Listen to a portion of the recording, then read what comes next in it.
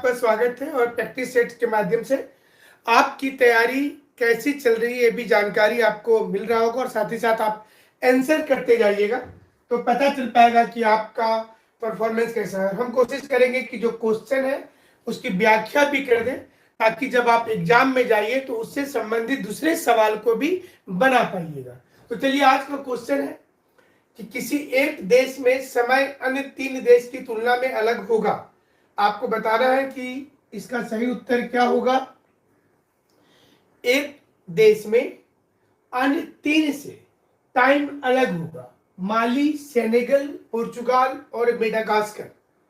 आप लोग टाइम निकालने जानते होंगे और ये भी जानना होगा कि एक लॉन्गिट्यूड जो होता है उस पर समय हमेशा एक होता है। थोड़ा सा हम आपको बता भी दें इस क्वेश्चन के बारे में कि जब एक लॉन्गिट्यूड जो होगा उसमें समय हमेशा एक होता है। ये आपको जानकारी में होगा जरूर कि अगर लैटिट्यूड एक है तो यहां पर जैसे ये 0 डिग्री जो क्वेश्चन भी आया हुआ है ये 0 डिग्री लॉन्गिट्यूड से है। माली, सेनेगल, पोर्चुगल ये तीनों एक ही देशांतर पर है। मेडागास्कर अलग पर है। So the answer is Madagascar. बाकी जितने भी हैं वो एक देशांतर पर है तो इसलिए इसका आंसर सही होगा मेडागास्कर। किसी एक देश में समय और ये टाइम जो होता है 0 से राइट साइड में जब आप जाएंगे पूरब की ओर तो इधर में टाइम हमेशा आगे होता है। जैसे अगर 0 डिग्री पे लंदन है और इंडिया जो है वो 82.5 डिग्री ईस्ट में है भारत, तो भारत का जो समय होगा वो हमेशा आगे की ओर रहेगा। तो आपको 1 डिग्री में 4 मिनट का अंतर होता है। अगर आप 82.5 डिग्री को गुना कर देंगे 4 से तो आपके पास में आंसर आ जाएगा कि वो जो है भारत 330 मिनट आगे है। तो फिर इसको घंटा में डिवाइड करेंगे तो 5.5 घंटा का जो डिफरेंस होगा वो भारत का टाइम आगे रहेगा। तो 0 डिग्री से अगर अगला क्वेश्चन आए कि कौन कौन सा देश इससे पारित होता है तो आप नाम लिख सकते हैं। आइसलैंड का जो देश 0 डिग्री से पास होता है उसमें आप आइसलैंड, हाल के दिनों में आइसलैंड में काफी ज्वालामुखी फट रहा है। अटलांटिक महासागर के बीच में वहां पर प्लेट टूटता है इसलिए वोल्केनिक इरप्शन बहुत ज्यादा होता है। आप टेलीविजन में पिक्चर देख रहे होंगे। आइसलैंड लिखेंगे सबसे पहले और इसके बाद आइसलैंड के बाद 0 डिग्री वाली जो लाइन है वो लाइबेरिया लिखिए, लाइबेरिया। और इसके बाद कैनेरी। कैनेरी एक आइलैंड है और कैनेरी एक कोल्ड कैरेंट है। सहारा डेजर्ट के किनारे कैनेरी आइलैंड के किनारे ही कोल्ड कैरेंट है। ये भी ध्यान रखिएगा, परीक्षा में आ सकता है क्वेश्चन। तो कैनेरी। इसके बाद आप लिख ले मॉरिटोनिया, मॉरिटोनिया।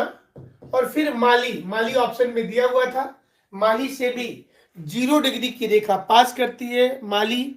सेनेगल भी लिख ले, सेनेगल से पास करती है। पोर्चुगाल से, ये यूरोपियन कंट्री यहां से पास करती है। और इसके अलावा गिनी एक देश है जहां से भी ये पास होती है 0 डिग्री की रेखा। 0 डिग्री यानी कि प्राइम मेरिडियन की बात की जा रही है। ये 0 डिग्री की जो रेखा है और एक देश है जो गिनी बिसाऊ के नाम से जाना जाता है। इसके अलावा गिनी बिसाऊ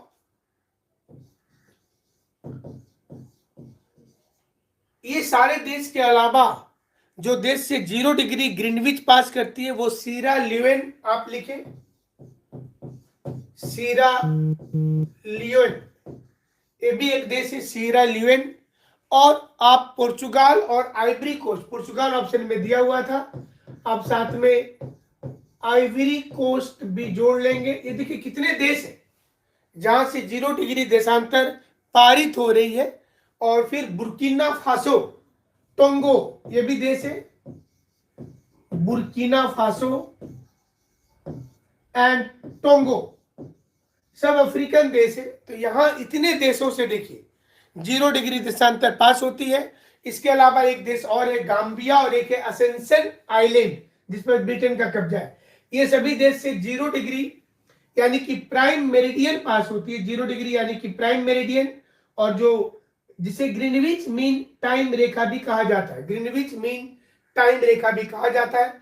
तो एक देशांतर की जो रेखा होगी उसमें हमेशा समय एक ही होता है, वो समय आगे पीछे नहीं होता है। तो इसलिए इसका सही उत्तर होगा किसी एक देश में समय अन्य 3 देश की तुलना में अलग होगा। तो सही उत्तर होगा मेडागास्कर। थोड़ा सा राइट ईस्टर्न साइड में है मेडागास्कर, ये भी अफ्रीकन है कंट्री है। तो यहां पर सही उत्तर मेडागास्कर होगा। तो आपको इसी प्रकार से 0 डिग्री से वेस्ट अगर जाएंगे तो टाइम पीछे चला जाता है। टाइम के लिए एक अलग हमने पढ़ाया था पहले। तो अभी आप फिलहाल क्वेश्चन पर आंसर पर फोकस करें। और ये है संघाई 5 नामक संगठन, आप जानते होंगे संघाई SCO करके एक संगठन है, संघाई 5 के नाम से जानते हैं इसको। ये संगठन जो है ये सहयोग संगठन के रूप में कार्य करता है। इसकी स्थापना पूछा गया है, बहुत सिंपल सा क्वेश्चन है। संघाई 5 जो संगठन है तो इसकी स्थापना कब की गई थी ये पूछा जा रहा है। तो हमें लगता है कि ये थोड़ा इजी, ज्यादा मुश्किल सवाल नहीं पूछा गया आपसे। संघाई 5 1996, 1990, 2005 या फिर आपको लगता है कि ये उसके बाद बनाया गया था 2010 में। सही उत्तर क्या होगा कोई बताइए। संघाई 5 जो संगठन है संघाई चाइना में है। तो इसका सही उत्तर आपके नजर में कौन सा हो रहा है ये बताएं जल्दी से। संघाई 5 पूछा गया है आपसे 1996 में, 1996 में संघाई 5 बना था, यही है सही उत्तर। और इसके बाद भी करेंट इवेंट का क्वेश्चन है, गुरुपद स्वामी कमेटी बाल श्रमिकों को लेकर बनाई गई थी। गुरुपद स्वामी बैंकिंग सेक्टर में सुधार के लिए कई कमेटी है, गायपुरिया कमेटी थी, भ्रष्टाचार को लेकर भी कई कमेटी है, दूध उत्पादन जिसको ऑपरेशन फ्लड बोलते हैं वो एक अलग कमेटी थी। लेकिन बाल श्रमिकों की दशा को सुधारने के लिए गुरुपद स्वामी कमेटी बना था, गुरुपद स्वामी कमेटी। तो उम्मीद है कि आप क्वेश्चन बना रहे होंगे इस बीच में। क्लियर है। संघाई वाला एक क्वेश्चन आया था और उसके बाद गुरुपद स्वामी कमेटी होगा।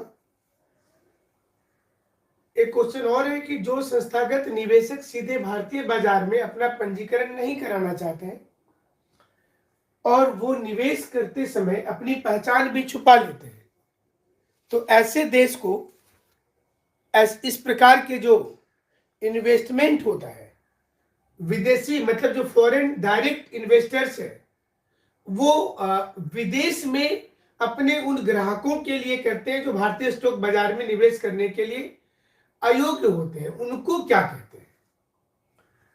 Participatory notes, debenture, sweat shares और निफ्टी, उनको क्या कहा जाता है। वैसे निवेशक जो विदेश में रहते हैं और भारत में इन्वेस्टमेंट करना चाहते हैं, इनको किस नाम से जाना जाएगा ये क्वेश्चन है। आपका सही उत्तर क्या होगा। इसमें पार्टिसिपेटरी नोट्स बोलते हैं, इसको पी नोट्स के नाम से जाना जाता है, इसको बोला जाता है पार्टिसिपेटरी नोट्स। डिबेंचर होता है जिसमें कोई कंपनी की जब स्थिति बहुत ज्यादा खराब है और वो मार्केट से पैसा लेना चाहती है तो कंपनी क्या करती है कि वो 0 रिस्क पर एक बॉन्ड निकालती है मार्केट में। कंपनी की जितनी प्रॉपर्टी है उससे ज्यादा का बॉन्ड नहीं निकाला जा सकता है, और डिबेंचर में अगर आप पैसा लगाते हैं तो 100% सेफ होता है। डिबेंचर में फिक्स्ड प्रॉफिट मिलेगा, तो उस प्रकार उसको डिबेंचर बोला जाता है। स्वेट शेयर्स होता है, शेयर का एक प्रकार है जिसमें कुछ कम दाम पर या गिफ्ट के रूप में मिनिमम कॉस्ट पर कुछ बड़े लोगों को ये शेयर दिया जाता है। और इस शेयर में भी मिनिमम ग्रोथ फिक्स होता है, लेकिन इसको आप इमीडिएट बेच नहीं सकते हैं।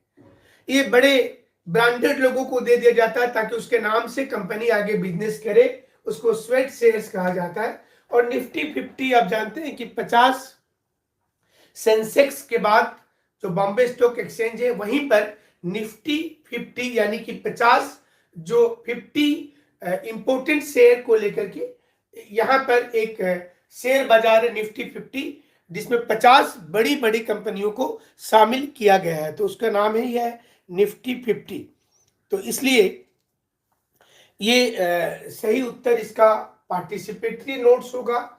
जब कोई व्यक्ति जो क्वेश्चन था एक बार फिर से आप देख लें कि जब संस्थागत निवेशक सीधे भारतीय बाजार में अपना पंजीकरण नहीं कराना चाहते हैं, रजिस्टर्ड कराना नहीं चाहते हैं और निवेश करते समय अपनी पहचान भी छुपा लेते हैं, तो जो विदेशी फंड होता है उसमें ये प्रपत्र मतलब एक लेटर है, एक नोट है जिसे भारत में रजिस्टर्ड नहीं किया गया है, लेकिन जो फॉरेन डायरेक्ट इन्वेस्टमेंट वाले लोग हैं, विदेशी संस्थागत निवेशक हैं, वो इसका प्रयोग विदेश स्थित अपने उन ग्राहकों के लिए करते हैं जो भारतीय स्टॉक बाजार में पैसा लगा सकते हैं। इसको पी नोट्स यानी कि पार्टिसिपेटरी नोट्स कहा जाता है, इसको बोलते हैं पार्टिसिपेटरी नोट्स। तो आज थोड़ा सा करंट इवेंट के भी क्वेश्चन है आपके लिए मैं, जैसा शुरुआत ही आज हुआ था संघाई वाले क्वेश्चन से, एक बार फिर से आप देख लें, थोड़ा सा इसके बारे में जानकारी भी दे दे आपको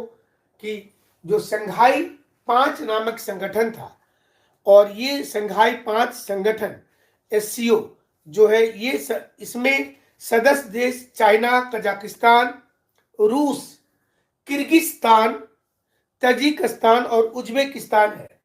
इसमें ये जो संघाई 5 नामक जो संगठन बना था इसके सदस्य देश हालांकि 6 हैं, बाद में उज्बेकिस्तान को भी जोड़ लिया गया था। और ये जो सदस्य देश है SCO वाला, इसमें पर्यवेक्षक देश हर साल बनाया जाता है और कई बार इसमें पर्यवेक्षक देश का मौका भारत को भी मिला है और दूसरे भी अन्य लोगों को इसका जिम्मेवारी दिया गया है। तो अगली क्वेश्चन की ओर आ जाते हैं। तारापोर कमेटी क्यों बनाया गया था? तारापोर कमेटी क्यों बनाया गया था? बैंकिंग सेक्टर में सुधार के लिए, कैपिटल अकाउंट कन्वर्टिबिलिटी के लिए, या ऑयल प्राइस को कंट्रोल करने के लिए, या डिफोरेस्टेशन के संबंध में रिपोर्ट देने के लिए? तो ये कमेटी बनाया गया था 2006 में। तारापोर कमेटी 2006 में बनाया गया था। इसका क्या पर्पस था? 2006 में बनाई गई तारापोर कमेटी का पर्पस क्या था? किस उद्देश्य के साथ तारापोर कमेटी का निर्माण किया गया था? और ये कमेटी RBI के पूर्व उप गवर्नर थे तारापोर, जिसमें 6 मेंबर थे और 6 मेंबर के साथ ये कमेटी तैयार किया गया था। SS तारापोर कमेटी बनाई गई थी जिसका उद्देश्य था कैपिटल अकाउंट कन्वर्टिबिलिटी, यानी कि भारत का कैपिटल अकाउंट कन्वर्टिबिलिटी में 100% IMF जो होता है, इंटरनेशनल मॉनेटरी फंड, IMF में प्रत्येक देश को ये बताना पड़ता है कि उसकी करेंसी पोजीशन क्या है और करेंसी पोजीशन के साथ साथ उस देश के पास विदेशी मुद्रा भंडार कितने का है और गोल्ड कितने का है। ये 2 चीजों की जानकारी देनी पड़ती है। कोई भी देश जितना रुपया छापता है उसका 1/4 हिस्सा वह IMF में डॉलर के रूप में, US डॉलर के रूप में जमा करता है एज ए स्टॉक और एज ए प्रोटेक्शन। अब जैसे सोचिए कि 2 देश व्यापार कर रहा है, ये होता क्या है बेसिकली, ये जानना बहुत जरूरी है आपके लिए कि कैपिटल अकाउंट कन्वर्टिबिलिटी आखिर है क्या, जिसमें 100% भारत ने कहा है, लेकिन भारत की रुपया भारत में 100% कन्वर्टिबल नहीं है। तो इसका क्या मीनिंग होता है, जब दो देश व्यापार कर रहे हैं तो इसमें बैलेंस ऑफ पेमेंट निकाला जाता है। अगर हम चाइना के साथ कितना का उनको निर्यात किए, एक्सपोर्ट किए, कितना का इंपोर्ट किए हैं, तो जब बैलेंस ऑफ पेमेंट निकालेंगे तो वो बैलेंस ऑफ पेमेंट दूसरे देश को हमें पे करना होगा, हमारे ऊपर उनका पैसा निकलेगा। तो मान लीजिए कि कोई देश अलग अलग देशों से पैसा लिया हो, जैसे आप देखते हैं कि पाकिस्तान के आधा हिस्से पर चाइना कब्जा करने वाला है, श्रीलंका के आधा हिस्से पर चाइना कब्जा करने वाला है।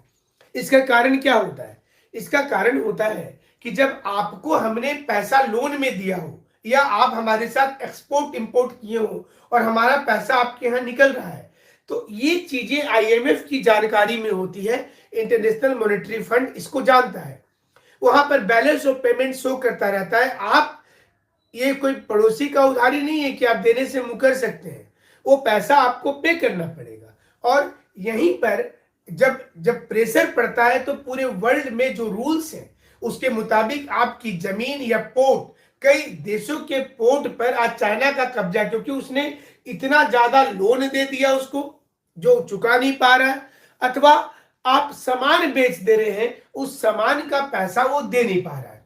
तो ये उस माने आईएमएफ में जो देश ये बताता है कि उसकी 100% एक्सचेंजेबल होगा मुद्रा, अगर कभी दिक्कत होगी तो आपको जिस मुद्रा में पेमेंट चाहिए, यूएस डॉलर में अगर चाहिए तो हम देने को तैयार हैं। तो उस देश में एफडीआई, फॉरेन डायरेक्ट इन्वेस्टमेंट जो है वो ज्यादा होता है, मतलब लोगों को लगता है कि यहाँ पर पूंजी लगाएंगे तो वो पूंजी जो होगा वो चूंकि 100% कन्वर्टिबल है, इस लिहाज से ये सुरक्षित देश होगा। और उस देश में FII यानी कि फॉरेन इंस्टीट्यूशनल इन्वेस्टर्स, जो एक साथ एक ग्रुप होता है विदेश का और वो पैसा लगाता है, वो पैसा लग जाएगा। एशिया में सिंगापुर और मॉरिशस FII के केंद्र है जहां से पैसा इन्वेस्ट किया जाता है। तो ये कैपिटल अकाउंट जो कन्वर्टिबिलिटी है उसके लिए ये तारापुर कमेटी बनाया गया था। तो चलिए अगली क्वेश्चन की ओर आ जाते हैं, थोड़ा सा एक्सप्लेनेशन भी कर दे रहे ताकि दूसरा क्वेश्चन हो तो आपको समझ में आए और सिर्फ आप मतलब आमतौर पर धूप में जो चश्मा पहना जाता है उसमें अल्ट्रा वायलेट रे को रोकने की क्षमता होती है। धूप के चश्मे में किस एक कांच का प्रयोग होता है? तो बहुत ही देखिए प्रैक्टिकल क्वेश्चन है, आपके लाइफ से जुड़ा हुआ है कि जो चश्मा आप पहनते हैं, धूप वाला चश्मा, इसमें कौन सा कांच होता है जो कांच से आप धूप वाले चश्मा पर रोक सकते हैं। और ज्यादा लोग आंसर कर रहे हैं बी, पायरेट्स कांच का।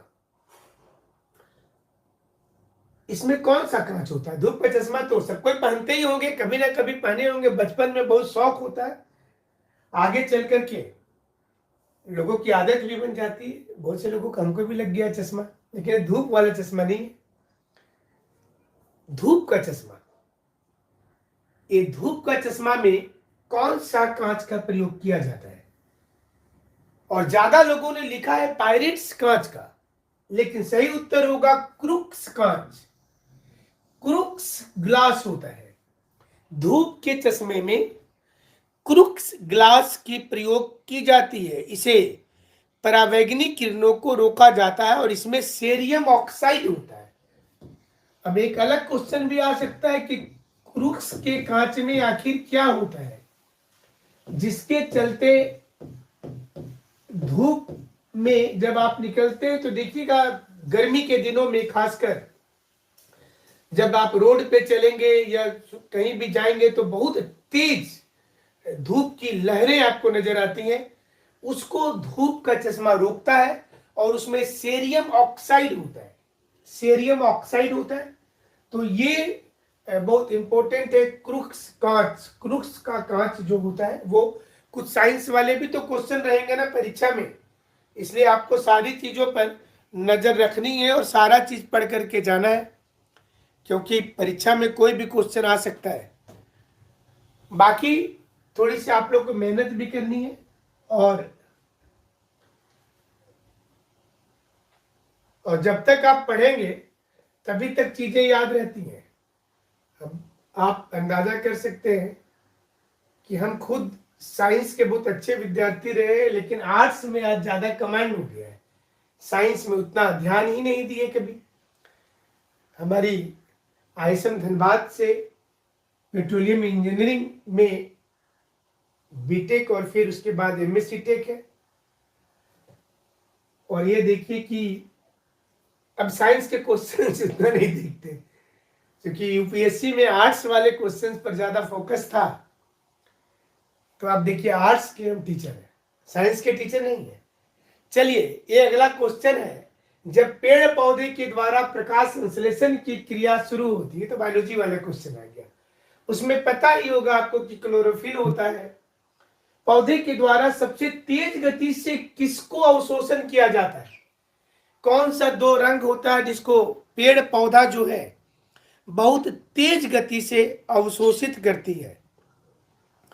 तो ये क्वेश्चन जो है ये आपके ऐसे क्या होना चाहिए इसका उत्तर, कि पेड़ पौधा बहुत तेज गति से अवशोषित करता है प्रकाश संश्लेषण में। क्लोरोफिल होता है, जानते हैं आप लोग, जिसमें कार्बन डाइऑक्साइड की उपस्थिति में अपना भोजन तैयार करते हैं आप लोग। ब्लू और रेड लिखा है आप लोगों ने, ब्लू और रेड। सबसे ज्यादा अवशोषित जो रंग होता है, सही उत्तर है ब्लू एवं रेड, नीला और लाल रंग का सबसे ज्यादा अवशोषण किया जाता है जब पेड़ पौधे जो है वो क्लोरोफिल की उपस्थिति में, जब वो अपना भोजन तैयार करते हैं कार्बन डाइऑक्साइड के साथ प्रक्रिया करके। क्लोरोफिल ग्रीन कलर का होता है, ये आप जानते होंगे, लेकिन सूर्य के इलेक्ट्रोमैग्नेटिक स्पेक्ट्रम में उपस्थित नीले और लाल रंग को, जो इलेक्ट्रोमैग्नेटिक स्पेक्ट्रम होता है सूर्य का, उसमें नीला और लाल रंग को सबसे ज्यादा अवशोषित किया जाता है। तो साइंस का क्वेश्चन भी इंपॉर्टेंट क्वेश्चन रहता है और आप लोगों को बनाना भी चाहिए, क्योंकि परीक्षा में तो सारे आएंगे ना, सिर्फ आर्ट्स तो आएंगे नहीं। निम्नलिखित में से किस एक पदार्थ के नाम में सिल्वर शब्द जुड़ा हुआ है? किस एक पदार्थ के नाम के साथ सिल्वर शब्द जुड़ा हुआ है? सिल्वर, लेकिन उसमें चांदी नहीं होता है। आपको बताना है कि कौन सा एक पदार्थ है जिसमें सिल्वर शब्द तो जुड़ा हुआ है लेकिन उसमें चांदी की मात्रा नहीं है। कौन सा ऐसा शब्द है जिसमें सिल्वर शब्द जुड़ा हुआ है? इसमें ऑप्शन शायद दिखाई नहीं दे रहा है, तो आप ऑप्शन से लिखिए। ऑप्शन नहीं दिख रहा है ना, आप ऑप्शन लिखिए जिसमें क्वेश्चन ये है कि पहला लिखिए हॉर्न सिल्वर, हॉर्न सिल्वर। दूसरा लिखिए जर्मन सिल्वर। ये क्वेश्चन है कि कौन सा ऐसा पदार्थ है जिसमें सिल्वर शब्द नाम में जुड़ा है लेकिन उसमें सिल्वर नहीं है। तीसरा लिखिए लूनी सिल्वर, सी में लूनी सिल्वर, सी में लूनी सिल्वर। और फोर्थ में लिखिए लूनर।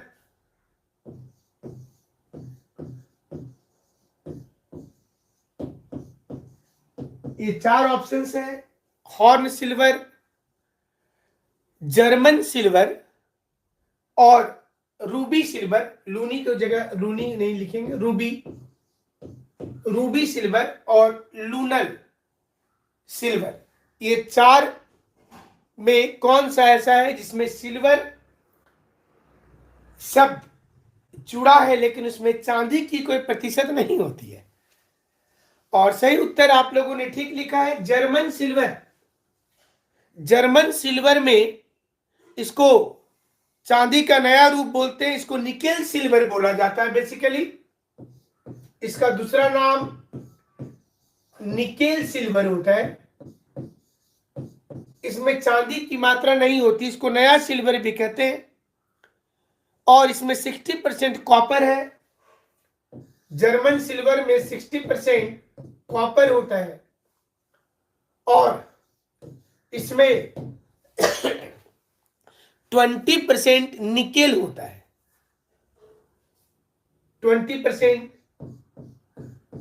इसमें निकेल रखा जाता है और इसे, ये चांदी की तरह चमकदार होता है। ये प्योर चांदी नहीं होता है, इसमें कुछ प्रतिशत ही चांदी मिलाया जाता है। ये मिश्र धातु है, एक एलॉय है और इसमें इसका नाम ही जर्मन सिल्वर है। इसको जर्मन सिल्वर कहते हैं। अगला क्वेश्चन है,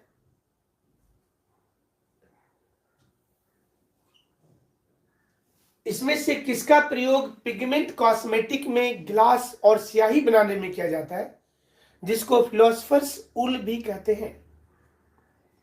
इसको फिलोसफर्स ऊल भी कहा जाता है। Zinc bromide, zinc nitrite, zinc oxide और जिंक क्लोराइड, किसका प्रयोग पिगमेंट कॉस्मेटिक ग्लास स्याही बनाने में किया जाता है, जिसे फिलोसफर्स ऊल भी कहते हैं। सही उत्तर क्या होगा? इसका सही उत्तर, जिसको यसद पुष्प या जिंक ऑक्साइड कहेंगे, जेडेनो, सही उत्तर जिंक ऑक्साइड। जिन लोगों ने जिंक ऑक्साइड किया था सही है उनका। आज के क्वेश्चंस थोड़े से साइंस वाले हैं। मानव शरीर में किस एक हार्मोन की कमी से दांत के निर्माण के लिए कैल्शियम और फास्फोरस का अभाव हो जाता है? कैल्शियम और फास्फोरस का अभाव हो जाता है दांत के निर्माण के लिए। पैराथायराइड, पैराबट्टू, फेशियल हार्मोन, थायरोक्सिन हार्मोन। मानव शरीर में कौन सी एक हार्मोन के दिक्कत के कारण दांत के निर्माण में दिक्कत होता है? पैराथायराइड, पैराबट्टू या फिर फेशियल या फिर थायरोक्सिन हार्मोन। बायोलॉजी आप लोगों ने पढ़ाई किया है पहले? अगर बायोलॉजी आप लोगों ने पढ़ाई किया है तो ये क्वेश्चन बनना चाहिए। सही उत्तर इसका क्या होगा?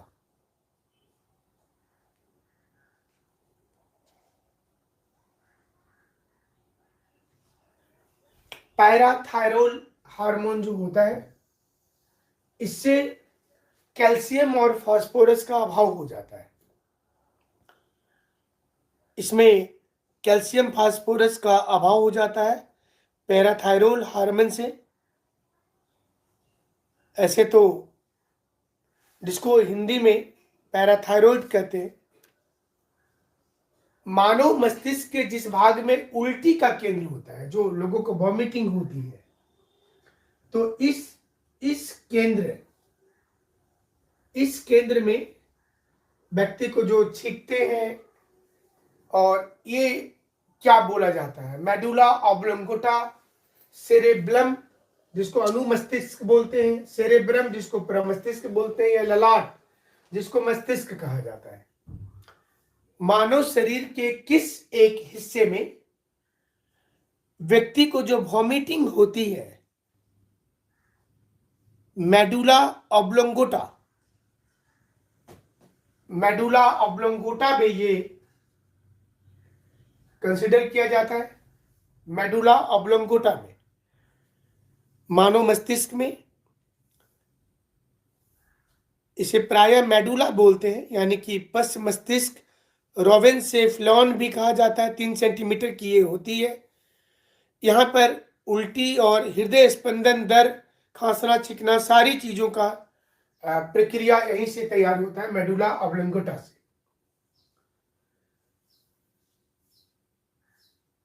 मानव शरीर में सबसे बड़ी ग्रंथि जो यूरिया का उत्पादन करती है, लाल एवं भूरे रंग में होता है। यह ग्लूकोज को ग्लाइकोजेन में परिवर्तन कर देता है। इसके करने में महत्वपूर्ण भूमिका कौन निकालता है? मानव शरीर की सबसे बड़ी ग्रंथि भी है ये। यकृत, लीवर, किडनी, अग्नाशय, पैंक्रिया या फेफड़ा, लंग्स। अब तो थोड़ा बहुत आप लोग भी, बीमारी जो इतना फैला हुआ है तो हर प्रांत के बारे जानते होंगे। पैंक्रिया,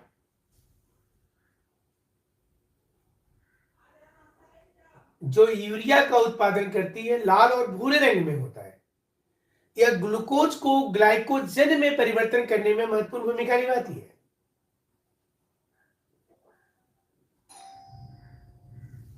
सही उत्तर क्या होगा? सही उत्तर इसका होगा लीवर, यानी कि यकृत। ये डायफ्राम के ठीक नीचे होता है और मानव शरीर का ये पाचक अंग है।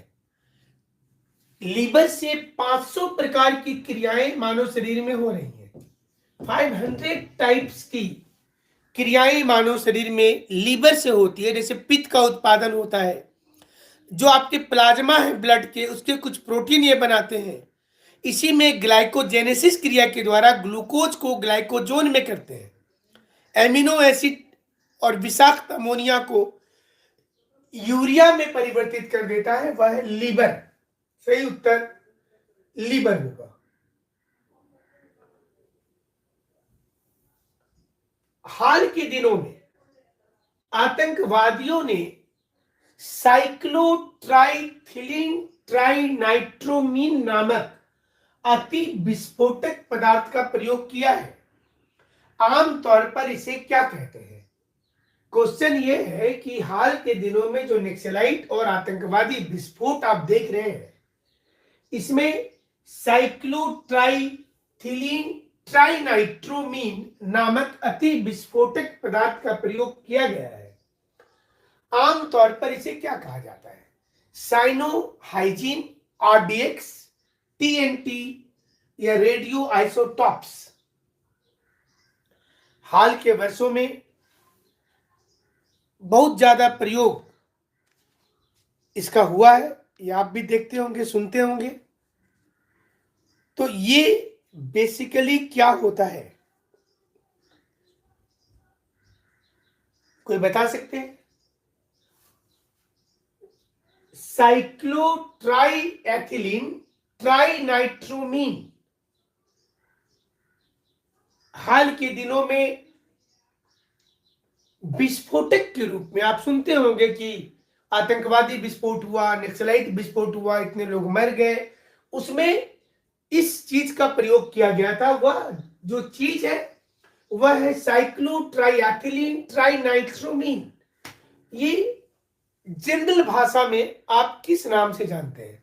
और जिन्होंने उत्तर दिया है बी का, उनका सही हो गया आरडीएक्स। आप सुनते होंगे अक्सर आरडीएक्स का प्रयोग किया गया है, ये अक्सर आप सुनते होंगे। और ये आरडीएक्स का फुल फॉर्म कोई बता सकते हैं जल्दी से? आरडीएक्स जो बेसिकली ट्राइएथिलीन होता है, ये आरडीएक्स का फुल फॉर्म जल्दी से कोई बता दीजिए क्या होता है? RDX research and developed explosive. Research and developed explosive, याद रखिएगा। RDX research and developed explosive. इसका रासायनिक सूत्र भी होता है C3H6, जो आपको हम यहां यूज कर रहे थे। C3H6 जो ट्राइएथिलीन ट्राइनाइट्रोमीन जो है, इसका रासायनिक सूत्र जो होता है C3H6 और N5 और O6, ये इसका रासायनिक सूत्र है। और इसके लिए ये जो नाम आप देख रहे हैं ना, ट्राइएथिलीन ट्राइनाइट्रोमीन, ये RDX है, रिसर्च एंड डेवलप एक्सप्लोसिव। हाल के दिनों में आतंकवादियों ने सबसे ज्यादा प्रयोग इसी का किया है। इसमें साइक्लोनाइट और हेक्सोजीन भी इसको बोलते हैं, और ये TNT से भी ज्यादा विस्फोटक होता है, जो C नंबर ऑप्शन पर, उससे भी ज्यादा खतरनाक है ये। और इसके कारण सेकेंड वर्ल्ड वार में RDX का ही प्रयोग किया गया था सबसे ज्यादा। द्वितीय विश्व युद्ध के समय में इसका आविष्कार हो गया था, और ये आज आतंकवादियों के काम आ रहा है। अब लोगों के काम नहीं आ रहा, बल्कि आतंकवादी इसका प्रयोग रेगुलर विस्फोट करने में करते हैं। सरकार अब इसको कैसे कंट्रोल करती है, ये उनको देखना होगा। और हम अगले क्वेश्चन की ओर चले जाते हैं।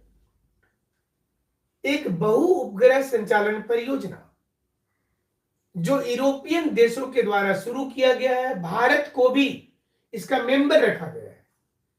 इसके द्वारा पृथ्वी पर स्थित किसी भी वस्तु का सही लैटिट्यूड लॉन्गिट्यूड पता चल जाएगा। कोई भी इलाका में कोई भी घटना, आज आप देखते होंगे कि बैठे बैठे वैज्ञानिक बता देते हैं कि कोई आकृति कहीं पर बना रही है। भी हाल के दिनों में ईरान का परमाणु कार्यक्रम इसी सैटेलाइट से पता चल गया था।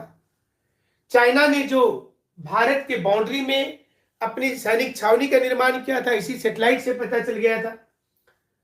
तो ये जो सिस्टम है, इसका क्या नाम है? ग्लोबल पोजिशनिंग सिस्टम, ग्लोनास परियोजना, गैलीलियो परियोजना या वीवो परियोजना। ये यूरोपियन देशों ने मिलकर एक सैटेलाइट सिस्टम की शुरुआत की है, जिसमें भारत भी उसके साथ खड़ा है। इस सैटेलाइट सिस्टम से किसी भी स्थान का सैटेलाइट के माध्यम से लैटिट्यूड और लॉन्गिट्यूड एग्जैक्ट निकल जाएगा। इससे पता चल पाएगा कि कोई भी कंस्ट्रक्शन कहीं पर हो रहा है तो वो कौन सा इलाका है। कोई जहाज कहीं पर मतलब डाइवर्सन हो जाता है तो उसके भी लोकेशन पता चल पाएगी। ये परियोजना जो है, ये क्या है, यूरोपियन संघ ने इसे शुरू किया था। ये परियोजना बेसिकली शुरू हुआ था 2003 ईस्वी में, और अभी तक इस परियोजना में काम चल रहा है। 2005 में इससे पिक्चर आना शुरू हो गया था, 2008 में एग्जैक्ट लोकेशन पर शुरू हो गया। और अब जो आप तूफान देखते हैं कि बड़े बड़े तूफान बने हैं, ये तूफान आ सकते हैं। तो इस परियोजना का क्या नाम रखा गया था, जिसमें यूरोपियन देश मिलकर के भारत को भी साथ लेकर एक परियोजना बना रहे थे? ग्लोबल पोजिशनिंग सिस्टम, ग्लोनास परियोजना, गैलीलियो परियोजना और वीवो परियोजना। क्या होगा इसका सही उत्तर? और सही आंसर इसका है गैलीलियो परियोजना। जिन लोगों ने गैलीलियो परियोजना कहा था उनका सही होता है ये 2003 में शुरू हुआ था, और काफी बड़ा कार्यक्रम था ये। 3 अरब यूरो का खर्च था इस पूरे में। और बेसिकली ये है क्या, इसमें 30 सैटेलाइट 30 सैटेलाइट एक साथ एक सीरीज में भेजे जा रहे हैं। एक सीरीज में, एक श्रृंखला में 30 सैटेलाइट भेजा जा रहा है। 30 सैटेलाइट को भेजने का मकसद है कि एक एक चीज पता चले। 3 अरब यूरो से इसे किया गया है। इस परियोजना में चाइना को भी रखा गया, इजराइल भी है, यूक्रेन, मोरक्को, सऊदी अरब और भारत है। ये पृथ्वी पर स्थित किसी भी वस्तु का, कोई भी वस्तु का ये एग्जैक्ट लोकेशन बताने में सक्षम है। इसमें कुल 30 सैटेलाइट 30 सैटेलाइट को लेकर के ये योजना बनाई गई है। 30 सैटेलाइट को लेकर। तो ये आप लोग इसका आंसर जो इन लोगों ने किया वो ठीक था। ग्लोबल पोजिशनिंग सिस्टम अमेरिका की योजना थी। ब्रिटेन के टिम बर्नर्स ली को किस चीज की आविष्कार के लिए पूरे विश्व में जाना जाता है, जिन्हें मिलेनियम शताब्दी पुरस्कार भी पूर्व में दिया जा चुका है? WWW, टोमोग्राफी, कार्डियोलॉजी या टेम्पल 1? ब्रिटेन का व्यक्ति टिम बर्नर्स ली, इन्होंने किस चीज का आविष्कार किया था? कोई आइडिया मिल रहा है आप लोगों को?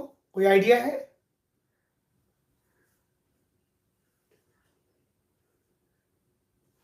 टिम बर्नर्स ली को किस चीज के आविष्कार के लिए पूरे विश्व में जाना जाता है, जिन्हें मिलेनियम शताब्दी पुरस्कार भी दिया गया है?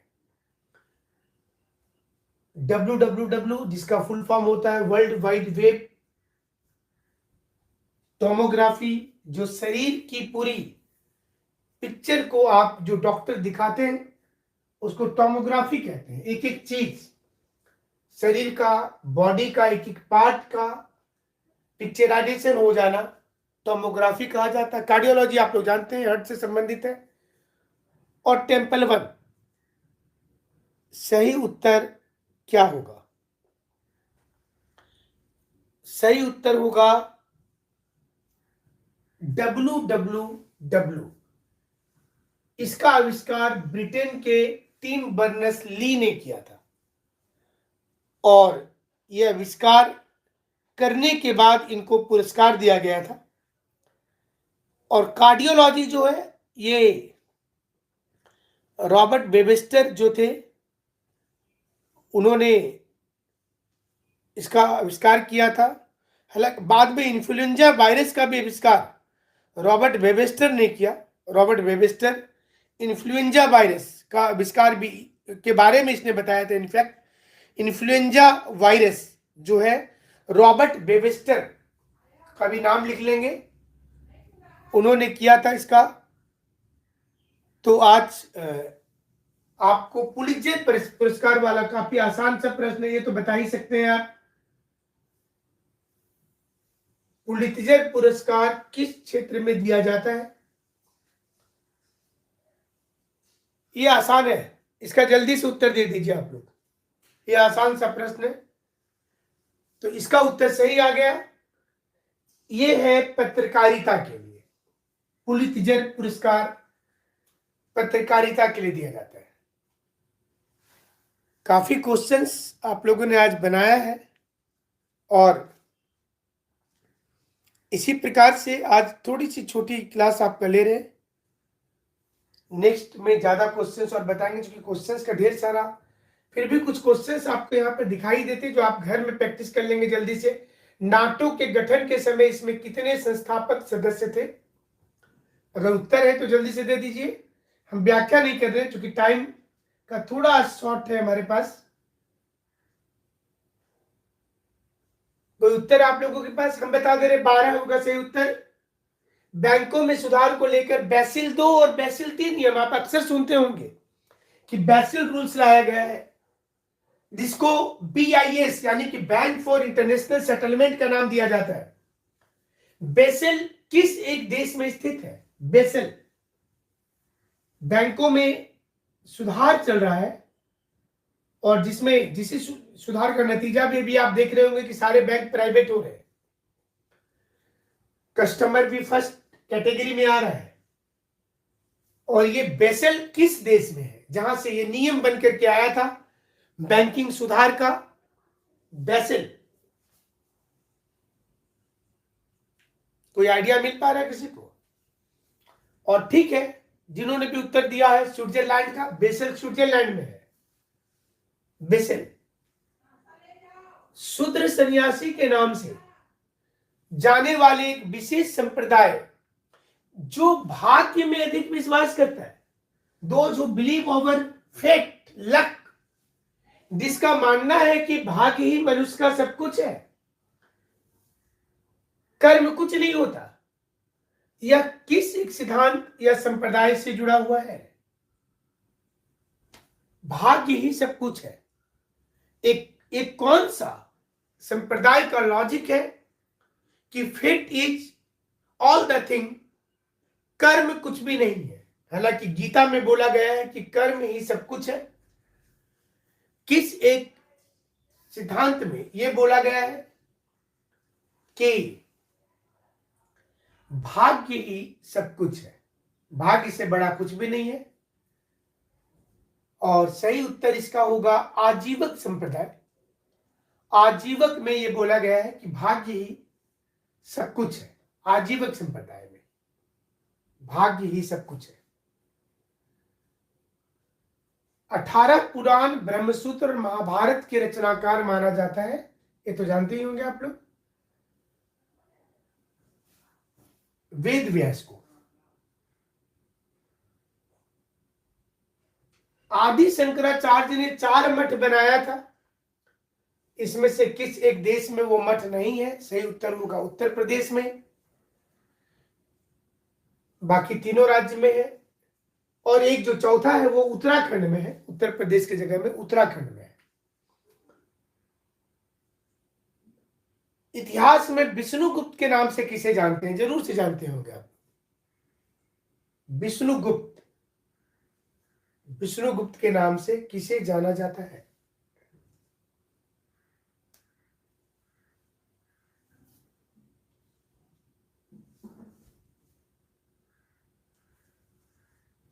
विष्णुगुप्त के नाम से। आसान सा क्वेश्चन, और टफ क्वेश्चन नहीं है। चाणक्य, चंद्रगुप्त मौर्य, रामगुप्त और सम्राट अशोक विष्णुगुप्त के नाम से। और सही उत्तर आया है चाणक्य को।